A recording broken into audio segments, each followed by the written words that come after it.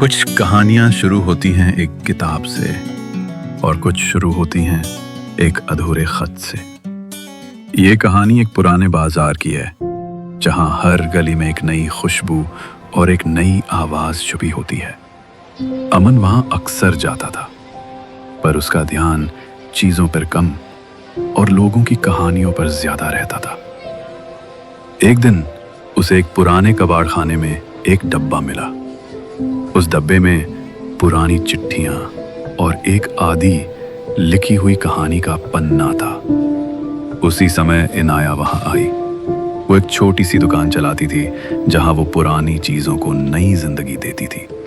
इनाया ने अमन के हाथ में वो अधूरा पन्ना देखा और मुस्कुराई।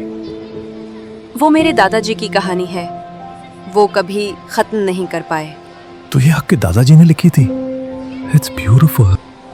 हाँ, वो हमेशा कहते थे कि हर कहानी को उसका अपना अंत ढूंढने दो। अमन ने उस कहानी का पन्ना इनाया को थमा दिया। तो फिर चलो इस कहानी को हम खत्म करें। I am not sure. शायद हमें इसे इसकी तरह ही रहने देना चाहिए। अधूरे होने में भी खूबसूरती होती है। मैं इसे अधूरा नहीं रहने दूंगा। मैं हर रोज तुम्हारी दुकान पर आऊंगा और हम इसे पूरा करेंगे। और उस दिन उनकी कहानी शुरू हुई। बाजार की गलियों में एक अधूरे खत और दो नई आवाजों के साथ।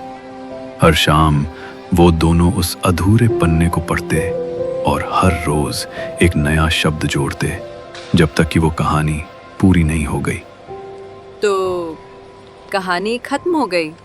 अब क्या? अब हमारी कहानी शुरू होगी। And I'm not gonna leave this one unfinished. एक अधूरे खत को पूरा करते करते उनके पन्ने कब जुड़ने लगे उन्हें पता ही नहीं चला। और बस इन्हीं लम्हों में शुरू हुई एक कहानी।